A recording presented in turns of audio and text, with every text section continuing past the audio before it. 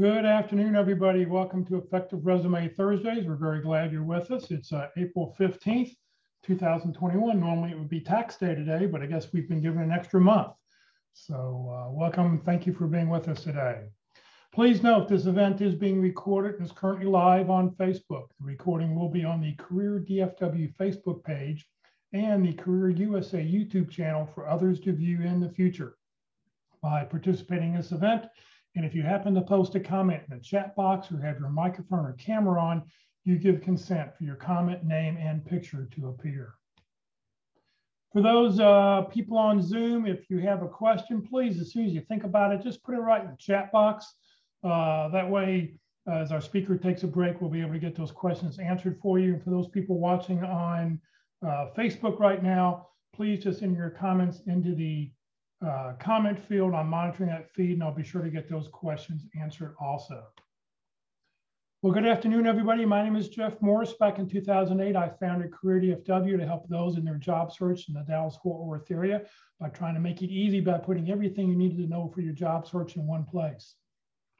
In 2012, I started CareerUSA.org to help people outside the Dallas-Fort Worth area. I've written a book called What I've Learned About Your Job Search That You May Not Know. It is available on Amazon. Since 2007, I've been facilitating and leading the North Dallas Plano Career Focus Group. The group's been around since the late 1990s. I took it over in 2007, and I'll tell you about our upcoming programming tomorrow at the end of this session. And since 2017, I've been a member of the practice interview team. At the very end of this session, we're going to be giving away 1 month use of jobscan.co. JobScan is a way for you to compare your resume to a job description. So at the very end of this session, we'll pick 2 people. So just hang with us to the very, very end. All right, we've got a special guest speaker with us today. Andi Cook is with us. She is the speaker. She's the owner of Maximize Your Job Search, a certified life coach and certified career coach. Andi also hosts a radio show called The Job Father with Foster Williams on Tuesday nights. And she also hosts numerous podcasts, webinars, workshops, and boot camps for job seekers across the United States.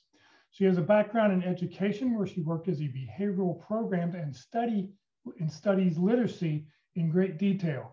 She left education in 2016 to pursue her financial freedom, and she became a recruiter, which she really enjoyed.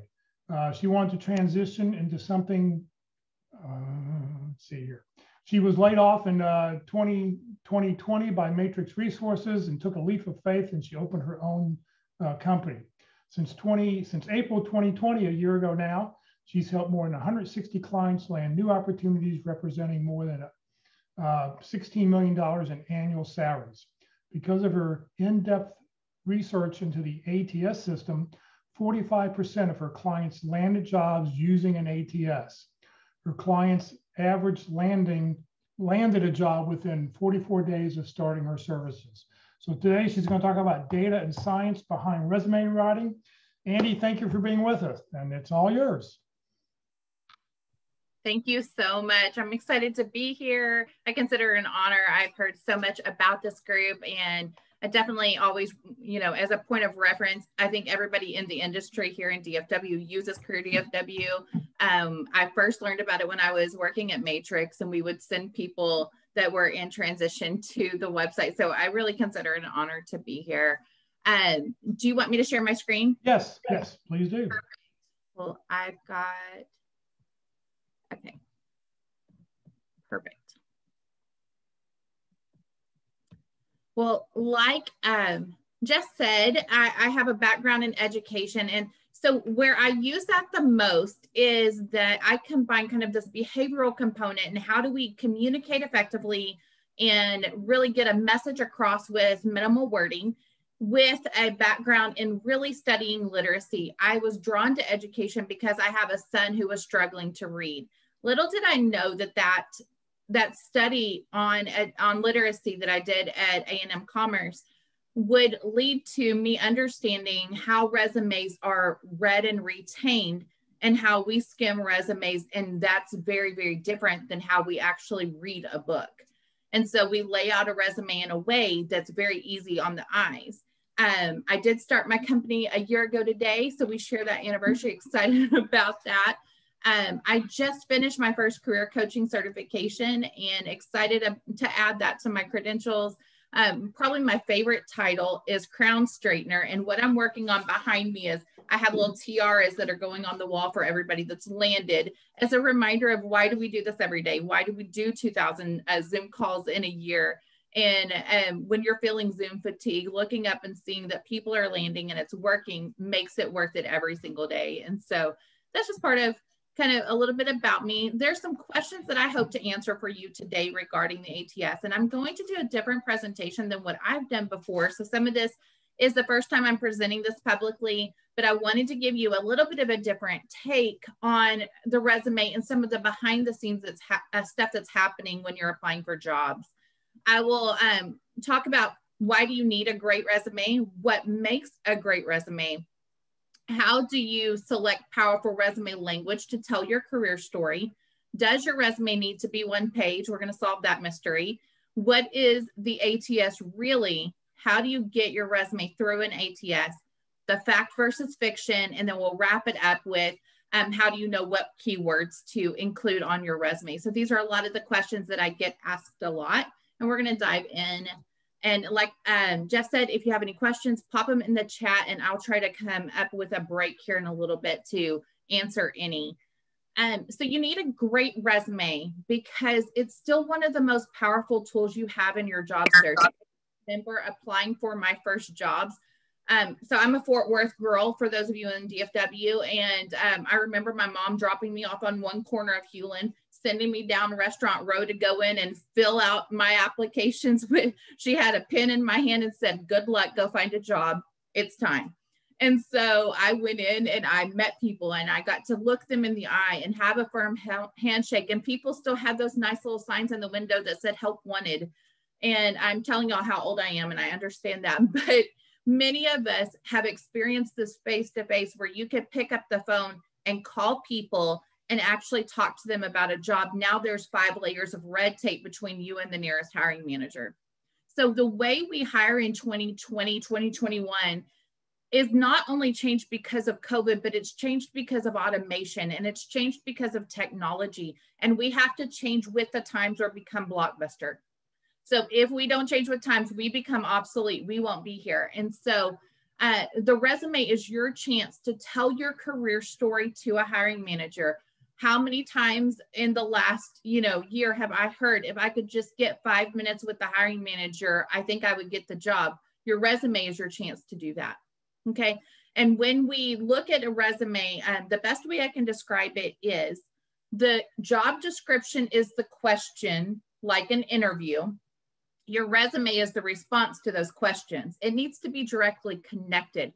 So if you take a job description and mentally put in front of each bullet point, what is your experience with this system? What is your experience with this industry? Now your resume has to answer those questions. And I'm going to show you why in a little bit on the applicant tracking system. But a resume isn't just for the applicant tracking system. Once we get it through that computer, we still have to impress the humans that are holding it in their hand and making a hiring decision in about 10 to 30 seconds.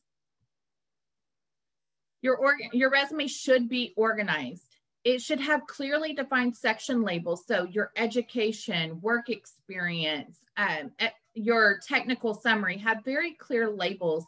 And when I get into the part where I show you the computer code, that will make a little bit more sense, but just make sure you're using good headings. It should be easily read and digested in about 10 to 30 seconds. I'm going to give you an example of one of the templates that I use. And you'll see that very quickly you can look at it and see exactly what I do and how very quickly you can tell what somebody does and what kind of position they're looking for. It needs to contain powerful language that supports a specific brand. So one of the things that I do when meeting with resume clients is we first talk about, tell me some words that describe you. Tell me the message we're trying to send here. And then the verbs that we pick throughout the resume need to support this brand that either I want them to see me as a leader. I want them to see me as a team player. I want them to see me as loyal and reliable. The words that we pick, are we going to use managed? Are we going to use cultivated or fostered? These now become part of your career story. Okay. The next thing is, remember that when we're reading a resume, we actually go left or top to bottom, not left to right. So that's how we skim it. So we want to be specific about details on past achievements. Supporting evidence equals credibility.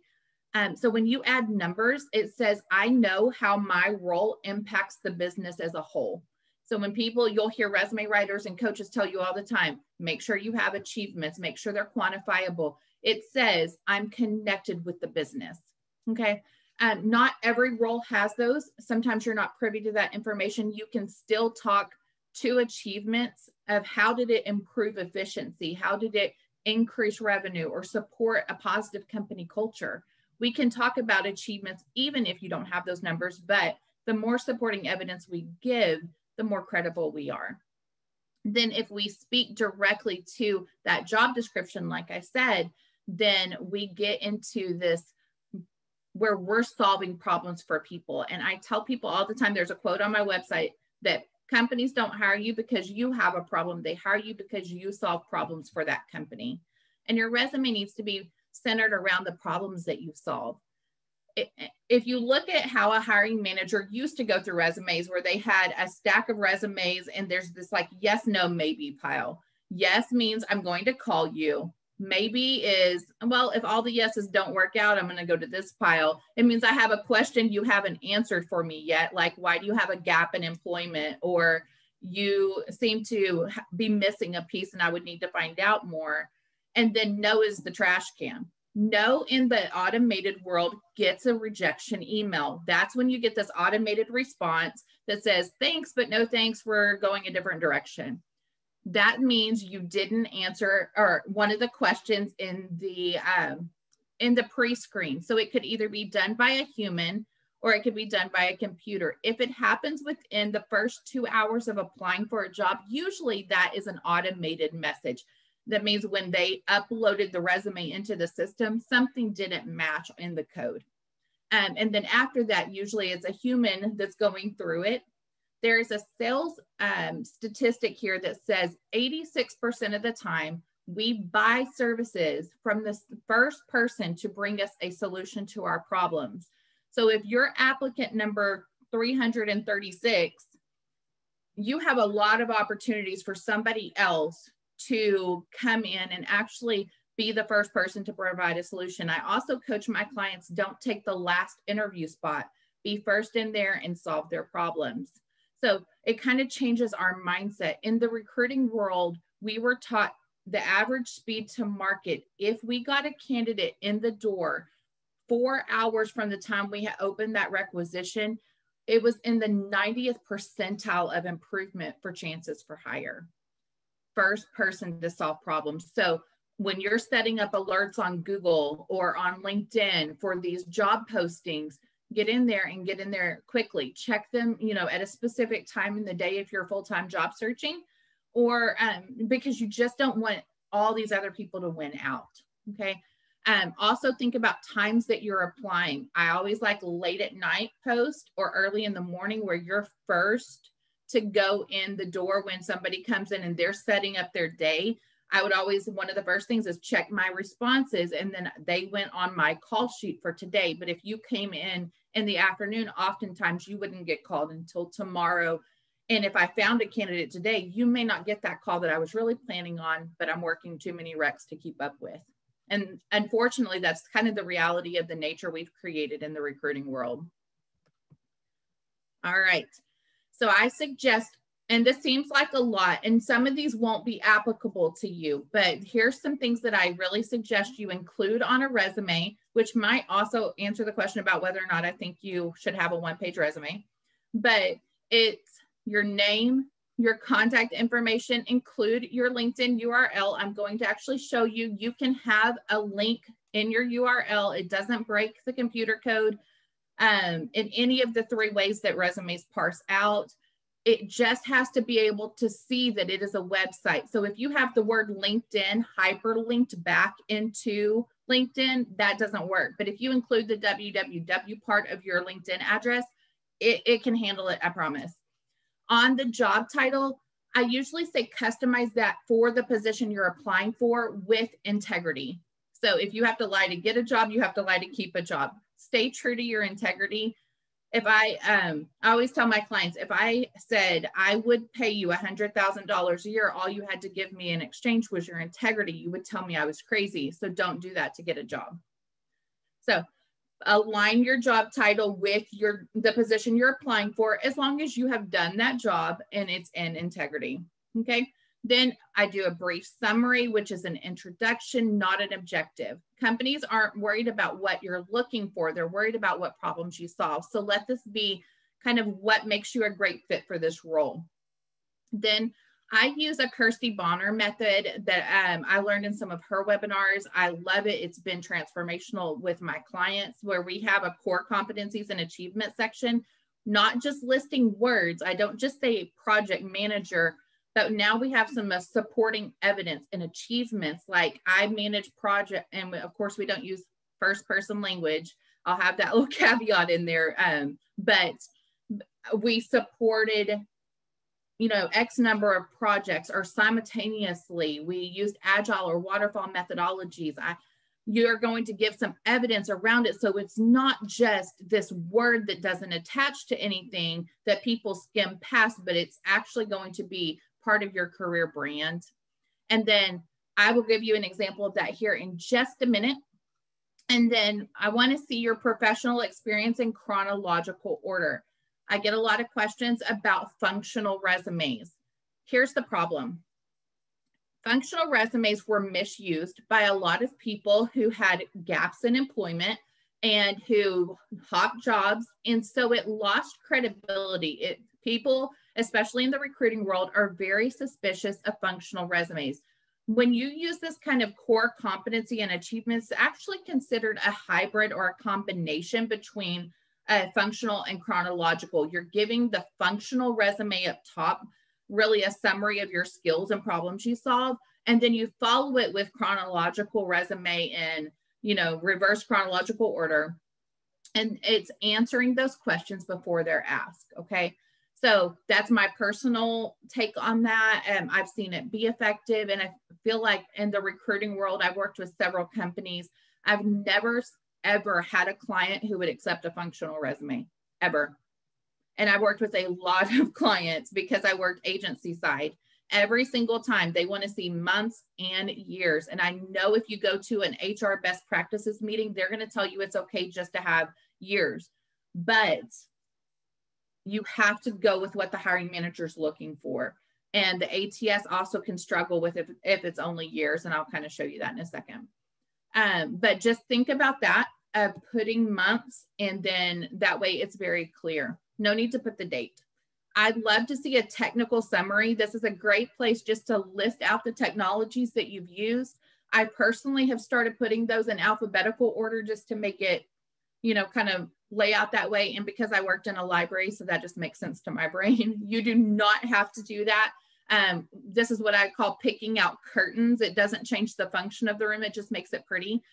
So there's nothing scientific that says if you put it alphabetical. You're going to see here in a minute that on the technical summary, when a ATS is looking for skills, it actually will scan your whole resume, and I'll show you that. On the technical summary, here's a really good tip for you if you're using a software that's similar to what they're asking for, but you don't have it. If you will put in parentheses, so I use Canva, I don't use InDesign. They're very similar softwares, but I don't use it. So in parentheses after Canva, I put similar to InDesign. Now the ATS picks it up. I have not compromised my integrity by saying I've used something I haven't, but I've also drawn the parallel for the hiring manager that these two are aligned and I understand the differences and similarities. So I do recommend that in your technical summary as well. I love education in there, but here's kind of some confusion. What you want to present first is what most qualifies you for the job. The only time I put education first on a resume is if it's the most relevant qualifier for the job. So straight out of college, we're going to have your resume, your education at the top of that resume. If you have 20 years of experience, I'm going to put it back down at the bottom. Okay. And people will look for your resume. Sometimes they'll look at the top, they'll look at the bottom, and really kind of ignore what's in between. Then I want you to list your training and certifications if they're industry recognized. So this is not listing every Coursera class you've ever taken or LinkedIn Learning. That's not what they're looking for. Look for things that support your credibility. If, with this caveat, let's say you're looking for a job in HR, and every job description in HR right now, being a little hyperbolic on that, but is looking for Workday experience. On the candidate side of that, we all cringe because Workday's a nightmare to try to get your resume to parse out in. But when we look at, if you're taking all these courses on Workday to improve that, go ahead and list those to get that keyword in there and to show that you're taking some steps to brush up on recent technology. So that's the only time I would say list out your not necessarily industry recognized certifications, just that you're taking webinars and courses to brush up on a specific skill. Your memberships and affiliations can be important. Again, if they're industry recognized, I don't know that you necessarily have to put that you're part of a golf organization, or definitely not something that would be controversial. So if you, and what I mean by that is if you're part of a what could be considered controversial organization, you have to be prepared that if they are offended by that or put off by it, that would be a job you lose. So I usually don't tell people to not put specific, either politically affiliated or religiously affiliated. Just understand the consequences of that could be lost opportunities. For me, I'm very out loud about my faith. So if putting that I volunteered at my church was a deal breaker for somebody, I don't know that that would be a great cultural fit for me anyway. So I think you just have to make an informed decision on that. Understand it could cost opportunities, but if you're okay with those consequences, list any affiliations you would like to talk about. I love volunteer experience on a resume. The reason is volunteerism creates trust. If we can connect that we're both kind of interested in the greater good of humanity, there's this unconscious kind of olive branch that I extend to you because, oh, okay, we both care about the world around us. Additionally, volunteer hangout or volunteer opportunities is not exactly the hangout of terrible people. So most people who are out to harm others are not like at soup kitchens handing out, serving up food. And it just kind of creates this good experience. So one, while you're out of work, is a great time to brush up on volunteer experience. It's great for your mental health, and it also can be an extension on your resume. Josh Ferris is a great example of someone who played it really smart. He came out of the events industry, which, as we know, was decimated by COVID. And he went and volunteered to work a couple of days a week at a mortgage company because he wanted to pivot into mortgage. He did such a great job for them that they told him, once you get certified, then you will have a job here. And it actually landed him a job. So think about ways that you can get in the door of organizations that may even potentially hire you. Okay. And then if you've been a speaker, you have publications, patents, or if you've been an expert witness, that would be the last thing that we would do. Let me grab questions really quick, just because I'm seeing them pop up here. Are you watching questions, Jeff? Yes. How does one match the job title when each company is different without lying? No, I totally get it. So I think you could, I think you can definitely look at, okay, so is it a director level position? And in your last role, you were a VP, but before that you were a director. Then you could absolutely put that you're a director of operations, and not necessarily that you're the VP of operations in that job title at the top, right? Don't change it. I'm not a fan of changing it down at the bottom. Sometimes you're in the opposite situation. You were a manager, but you had direct manager reports, you had budgetary oversight, you were really in a director position. So again, go back to the parentheses and put that you were the operations manager, and then in parentheses, director level position. So I think you can tie those because the ATS will look for, do you have a job title match? So I think it's important to draw the connection there. Anne asked, how far back can you list volunteer experience or dates? I think that's a great question. So on the volunteer experience, then you can actually go back really as far as you want. I usually tell people if you've been active in that organization in the last 4 or 5 years, I don't know that you have to list dates. Again, it goes back to details kind of equal credibility in this world. So if you have dates, it adds some supporting evidence. But if not, then, and if it was an extended period of time and you don't want to list that you've been volunteering there since 1974, then that's okay too. You don't have to do that. You can leave the dates off. So just be consistent. So either have no dates on any of it or all dates on all of it. Same thing with your education. We're either using dates or we're not. And the general rule is if any of it goes back further than you want to go back on your resume, then you can leave dates off of all of that section. Okay. All right. I think that's it for now. Good. All right. So let's talk really quick about resume language. And I know I talk really quick about everything. I'm glad it's recorded. So there's some powerful action verbs. And actually this little snippet of this spreadsheet, Dr. Hollis, who is here today, is actually, she helped me put this together in a prettier format. So we're going to talk about kind of these 4 main components that we look at in the behavior world. Drivers, your typical kind of type A people, your let's get it done, let's execute the goal. And then you have your amiables who would never use words like execute because they want everybody to feel very warm and embraced in their job. And they're very team centric and people centric. They use words like customer obsessed and customer experience and these great words that make a company a great place to work for. And then you've got your expressionists, your storytellers, and then you've got your analytical people who are very process driven and data driven. And I am the weird person who kind of scores evenly across the board. I want everybody to be happy, but I want to drive to the goal. I love to tell a great story and I'm very, very data driven. So I kind of score evenly. But instead of using words like led, managed, over and over on a resume, really the most important on a bullet point would be those 3 or 4 words at the very beginning of that bullet point, because remember we go top to bottom, not left to right. So oftentimes we score down or we skim down that left column and we're only looking at those first words. So those verbs are going to support your story. Is it that you controlled it, you executed it, you headed, you oversaw, you produced, there's so many ways that you can go that would say, I'm a driver, I established, I innovated, I pioneered, whatever feels really authentic for you. Now you're selecting a brand. And then on the replay, you can kind of dive through these, but on the same front, if you were trying to use more supportive language, I recommend supportive language, like the amiable language, if you're trying to take a step down.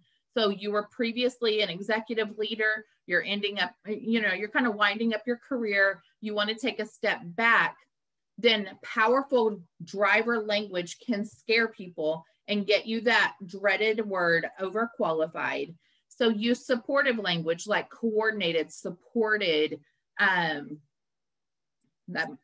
organized, planned, established kind of goes back and forth between the driver, but just kind of think about painting this collaborative, cross-functional kind of language that's going to say, I'm here to support your vision, not orchestrate a hostile takeover where I'm going to take your job from you. And so just kind of select your language that way. Okay. And again, on the replay, y'all can pause it here and do whatever you need to do on those. So I'm going to go ahead. So I don't want to lose some of the content here in a little bit. Does your resume need to be 1 page? All caps, No, it does not. One-page resumes, we make a one-page bio. That's for networking. I'll show it to you here in a little bit, but a one-page resume can actually unrecognizably condense your experience. It can water it down to the point that you lose credibility. So this is probably the most common question I get is, does my resume need to be one page? I've never met a hiring manager who's like, nope, I can't hire them. They had a 2-page resume. I refuse. That's not how we do it. Now, I have had someone send me a 16-page resume, which I vetoed really quick. So that is the extreme. New graduates are the only ones who get one-page resumes. After you've had at least one good internship, you should have more to talk about than what you can fit on one page. Technical resumes, executive resumes, and some of your more niche type of positions are often 3 to 4 pages. And as a technical recruiter, we were taught those Java developer resumes, don't send them a one-page resume. They're going to send it back really quickly. So if you have a job that was very detailed and all of those details are relevant, then you're going to extend sometimes into a 3rd page. And it's okay, don't hyperventilate. The most important thing is that you organize it well and you tell your story. You have those clearly defined labels. So don't freak out about how long your resume is. Worry about, does it read easily? How does it look on the page? And does it tell your story to the best of your ability? Okay. All right. So this is a copy of, this is the one-page bio, just a kind of snippet of it. The only time we're going to use a one-page bio is if we have human contact. This is a networking resume. Notice my pictures on it. The ATS will have a whole seizure over a picture. Don't use pictures. So don't, it puts a face with a name. So if I meet Jeff at a networking event and I want to follow up with him, he met 60 other people at the same event. I want to put a face with a name. I'm not afraid to have my picture on it. Okay. In that, I'm going to say, hey, Jeff, I am actually in the market. Just wanted to kind of refresh your mind. And if you come across anything you feel like I would be a good fit for in the XYZ space, would you feel free to pass on my bio? And if they're interested, I'm happy to provide a longer resume. Great. Super simple, easily to connect with. It has this graph of the top skills, and then it has the career highlights, which is more your core competencies. This actually kind of serves more as a functional resume. So for those of you who are wanting that, and I've seen this work really well for the executive space who really network into jobs more than some of our mid-level positions. It's great for follow-ups. And it's great for kind of casual job search conversations, or what we would call a cold lead, not a warm lead. A warm lead means you know there's potential here. A cold lead would be similar to a cold call. And that it's great for those. Like, I want to set up a 10-minute informational interview with you. Here's a copy of my bio, just to brief over, because I don't want to send you my 2-3-page resume and when you're only giving me 10 minutes. Okay.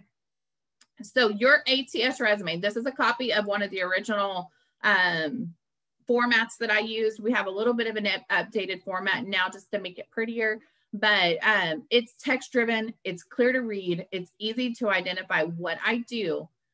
You easily see my core competencies. It supports with achievements and that supporting evidence. And then it is completely and totally ATS compatible, even with that horizontal line for those of you who are questioning that. And I'm going to get into that here in just a second.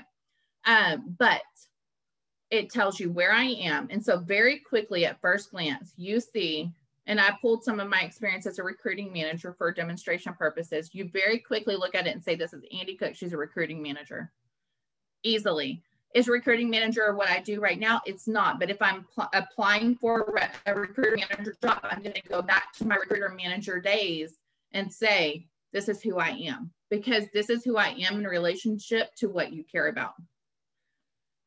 When I go core competencies, think about those bold words. And if you're only skimming, you're going bold words down. She's a dedicated servant leader, strategic IT project manager, behavioral interview coach, passionate job search strategist, and expert resume writer.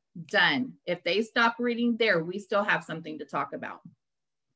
And think about if they're only going 10 seconds, we now have the burden of proof that we are good for this job. falls on our shoulders, and then we get it in there, and within 10 seconds have now told them exactly who I am and what I do. My professional experience just becomes supporting evidence. Okay. All right. Have I freaked anyone out yet? I know it's a little different than a lot of people teach. So let's talk about the applicant tracking system and what is it really? It is a computer. Guys, the ATS does not have personal feelings about you. It does not have personal feelings about your application. It doesn't discriminate. It doesn't work like that way. It is quite simply computer code. A code is used to parse out or distribute out your resume to predefined fields in a system called the ATS. It is either done through, and these are the three most common, not to say there's not any exceptions, but XML, which is the code that is used as the core language for Microsoft Word. JSON, which is a JavaScript language, which is used, you'll see JavaScript on a lot of systems and websites, and it's kind of this front end language most of the time. And then you also have some older systems that are using Excel, which is a table-driven resume parsing with powerful formulas, but powerful is kind of used in quotations there. And you'll see this a lot like on government websites. You'll know, like it is not somebody who's actually used technology since the turn of the century. So it's going to be very, very rudimentary and annoying to use, and you're only doing it because you would really like to work there. Okay. Here's the difference. I want to show you, this is actually the code on an XML code. XML code for me, as somebody who only knows enough programming to break a system, this is the easiest for me to read. But I want to show you how it's going to be in alphabetical order. It has these predefined fields that it's automatically looking for. What certifications do I have? What now, date of birth, you can tell this was done for somebody who does resumes in the UK where they actually put that information. Here we freak out about that. But it's looking for my education. It's actually taking the information from my resume and putting it in these fields saying, does it check these boxes? Okay. We don't have date of birth. There's nothing there. So the documents, it's looking for these attachments. It's looking for all of these qualifying factors that they have automatically programmed into the system.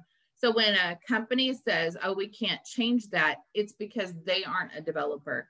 So it's already programmed. So when I tell you that it's not age discrimination, it would have to be the whole system was actually coded in to not accept people who have any of these dates before this on your resume. So that's where we kind of go through that. Age discrimination happens on the human side, not the computer side. Okay, JSON code is harder to read. This is what it looks like. If you see these forwards or these \n, that means new line. So that's all that means. It's not an error in the code. It's just looking at it as a new line. Notice it found my phone number. It has my job search strategy, business development, and leadership. It's pulling all these keywords. It's just harder for me to read, so I don't use it as my example a lot. Okay, notice it doesn't have anything under languages because it didn't find that on my resume because I only speak one. And it has my summary. It's always parsed out here. So this is kind of what's happening on the back end of the system. So I'm not trying to teach you computer code today, but I do want you to see what happens on the other side. Excel, the same principle. It has predefined fields that it's looking for labels. And then notice it found my email address. The hyperlink didn't freak it out. It actually stripped out the www part. And this may be parsed out from my bio because I was trying to break the system. But notice that it's not struggling with life right now. And then this is where, unfortunately, you don't have any idea which system they're using. You can't tell how they're parsing it unless you're a really great coder. But I want you to see how this jumbled mess. This is what a picture looked like in the parsed out code. So that bio that I ran through, and it's just this, nobody can make sense of it. That's what happened when I tried to include a picture on the applicant tracking system. Okay. So when I tell you don't run your bios through the ATS, that's why. So again, you're not going to know what they are using. So it's best to use that safe, clean format. And I keep going through trying to break it. Tables, it just depends. If they're using Excel to parse, they don't care if you have tables because Excel runs on that platform, but the other code struggles with it. So we're going to make sure that we're not having this really amazing resume that just isn't able to speak to the ATS because of formatting. Okay. All right. And then to get your resume through the ATS, use a standard font. I really recommend Calibri. It's the #1 font used in here in the US. It comes standard on every person who has a Microsoft, so you don't have to worry about how it looks after the ATS. I recommend 1/2 inch to 1 inch margins. Smaller margins is kind of the trend of 2021. And you don't want these really large margins. It creates this awkwardness, but you also can narrow out your margins to get it on those, 2 pages. My kind of rule of thumb is if you can't take up a good 1/2 of the page with it, try to condense it and get it on the previous page. I don't like to see a resume that's like 2 pages and 3 lines. I think for whatever reason, my OCD brain kicks in and that stresses me out a lot.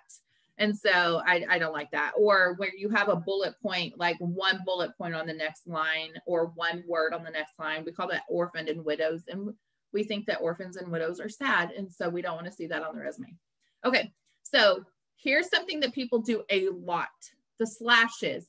If you have, and I see like project manager / business analyst all crammed together, then if you have a slash between manager and business, in this scenario, it's going to see manager / business as 1 word.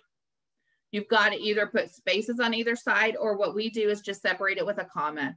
But you can't have these slashes, or even when you're hyphenating, match how they're hyphenating it. So in technical resumes, SQL, like MySQL, will have it's industry recognized with the slash. Do it how it's recognized, but you want it to match, because that's how we as recruiters search. We use usually Boolean searching, which is a whole different training, but to find you, and it needs to match or be something. So don't use abbreviations or acronyms unless they're using them, or I'll put like, I'll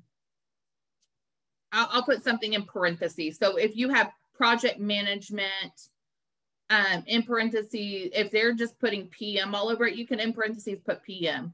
Or if they are using MFG for manufacturing, you can one time on your resume, if it doesn't stress you out too much like it does me, you can use that abbreviation. And so try to match their language as much as possible to get that match. But don't use symbols, don't use pictures, don't use text boxes or tables. And don't hyperlink text. Remember, you can have the WW part, but what I mean is don't take like the word and then hyperlink it back. Don't say portfolio and then link it back to an address. Okay. Notice here on this screenshot, this is the JSON code.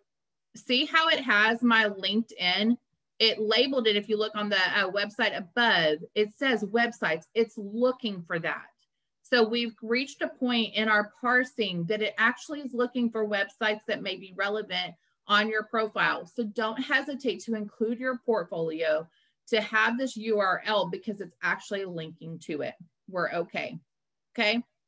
I hear that a lot. And then same thing, it's looking for the at symbol for the addresses. And so you can have your email. If you put your whole resume into a notepad, that's how the ATS sees it. That's the best way for you to kind of go, how does the ATS see it? Copy and paste it over into Notepad. It strips out all the formatting. So on the left is what we see. On the right is what the computer sees. So it's the best way I know how to kind of tell you the difference of what's happening in the computer and why. Notice I have this blue line, it's shading. I have the font in blue. When I put it over into Notepad, Notepad did not care. It didn't break it. It didn't skip it. It parsed it out, or it stripped it is what I'm trying to say. So that's a great way to know if your resume is working. Put it over into Notepad. Okay.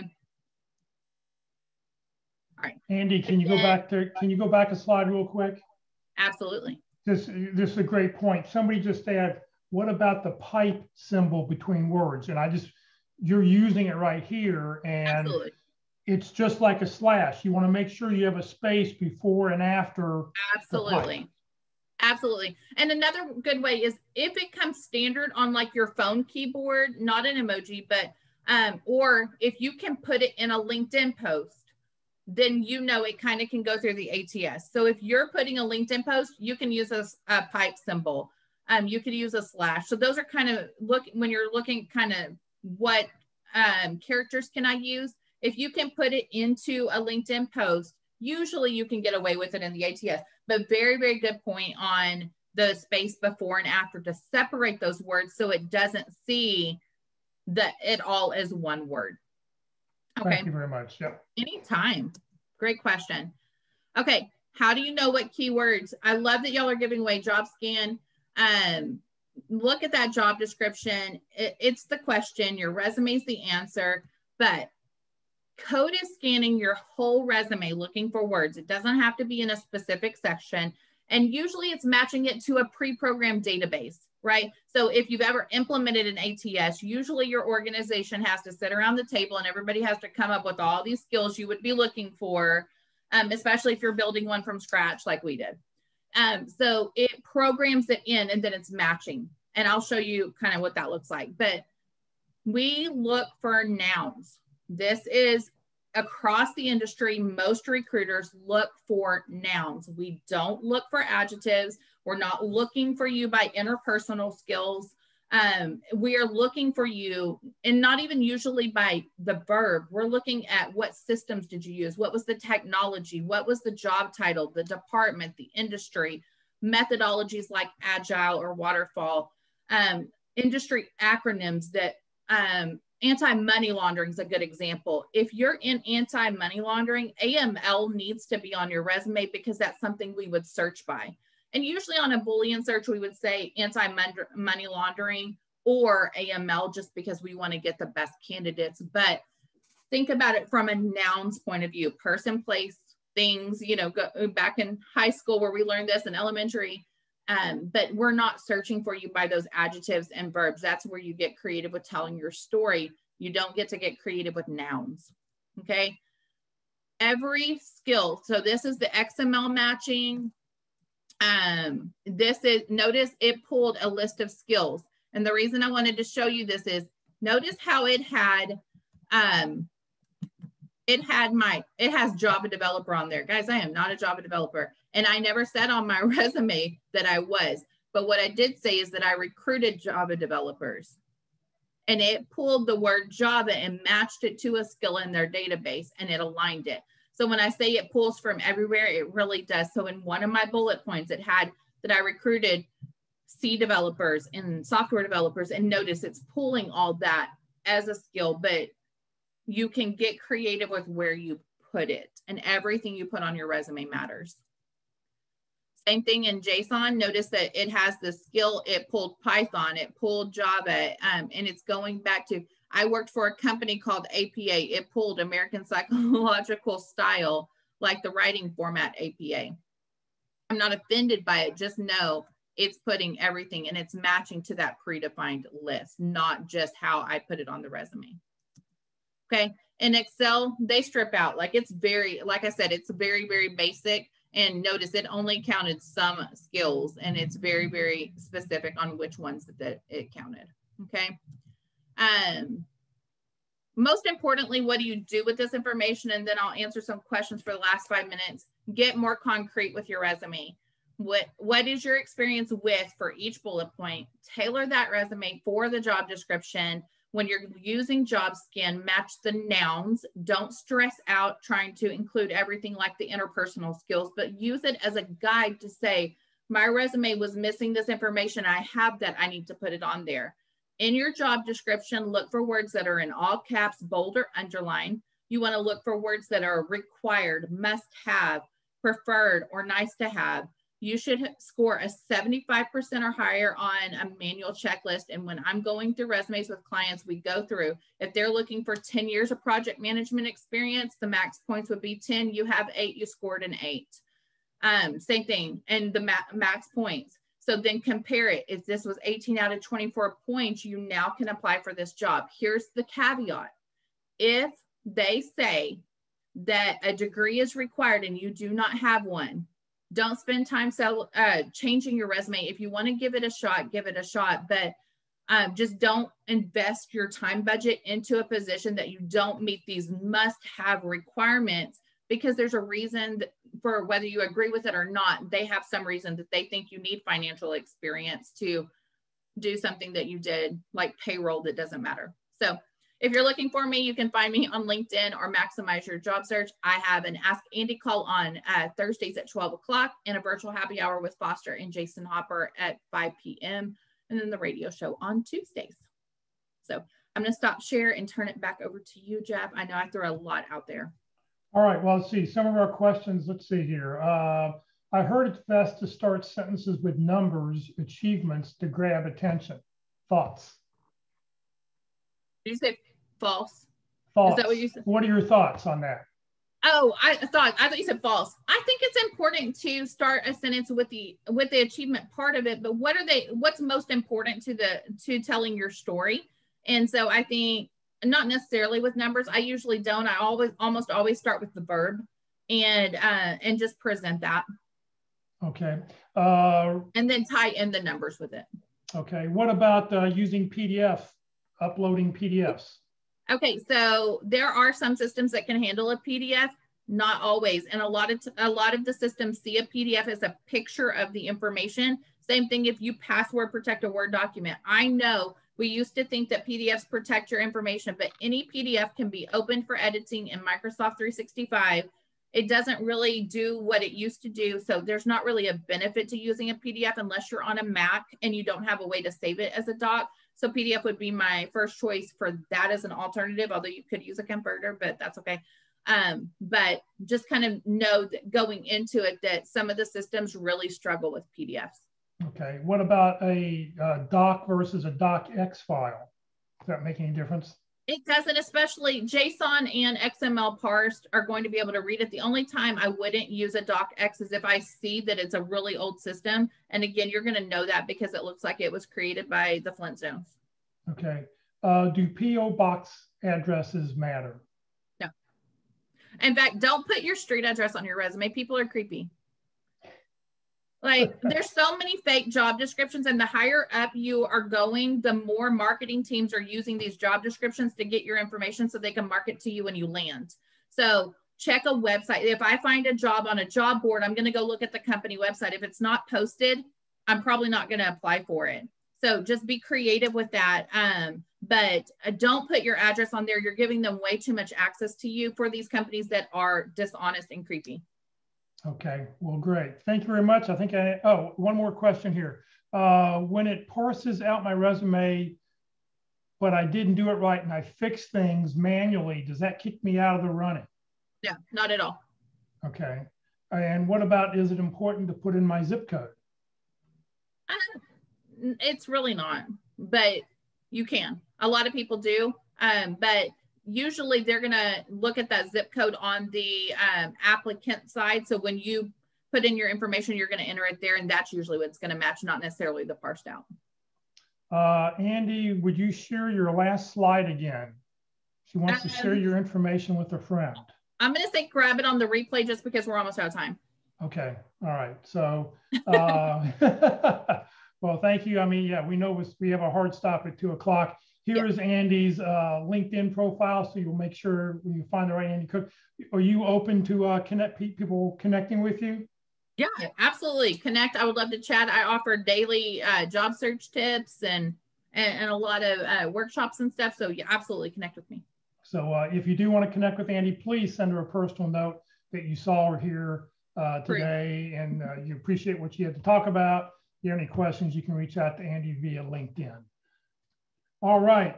Just as a reminder, Career DFW and CareerUSA, we're putting on training 5 days a week. Hopefully you'll join us for some of our other sessions. Coming up tomorrow morning at the North Dallas Plano Career Focus Group is Consulting Right for You. If you're thinking about being a consultant and independent contractor, you may want to join us then.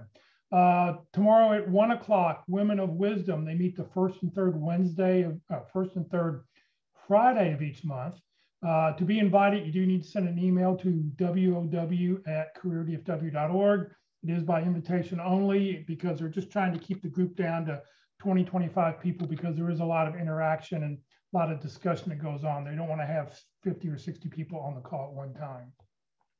Next Monday for Networking Mondays at 1 o'clock, Power Networking, how to create a network in 5 days with Jack Bick will be our speaker. On Tuesday for LinkedIn Tuesdays, LinkedIn from a recruiter's eye. Kurt Vandemater is a retained recruiter. He's going to show LinkedIn the recruiting package from the back end. So when he's looking to try to find you, he's going to show you what he's looking for and how he searches. And there's a few very interesting little tips that you're going to want to pick up from Kurt next week. Next Wednesday for Interviewing Wednesday, we're doing our special guest speaker series during the month of April. Paul Walsh will be here to talk about behavioral interviewing. And the 13-part workshop will start again the beginning of May. This session has been recorded. It will be on the CareerUSA Facebook page and on the CareerUSA YouTube channel. Please check each page. Please subscribe. Please follow us. We'd really, really appreciate it. And here's the YouTube channel. This is what it looks like. Be sure to click on playlist where the green arrow is. And then don't click on the video, but click down where you see the red arrow where it says View Full Playlist. And then up will come a list of all the topics that we've talked about. And then you can pick the date that you want. If you're not receiving emails about our workshops, we put out 7 emails a week. Please join the CareerUSA mailing list. You can send an email to CareerUSA, the + subscribe at groups.io. I will put that email address up here at the very end so you can capture it if you need to join. All right, it's time to give away a month's use, an unlimited month use of jobscan.co. This will be for the month of May. So what we need you to do is enter a number between 1 and 100. It'll be the 2 closest numbers without going over. So in the chat box, please put in your guess. For those on Facebook, you're welcome to put it in the comment field. Let give everybody a chance to get numbers in. Remember, we're playing Price is Right, so it's the 2 closest without going over.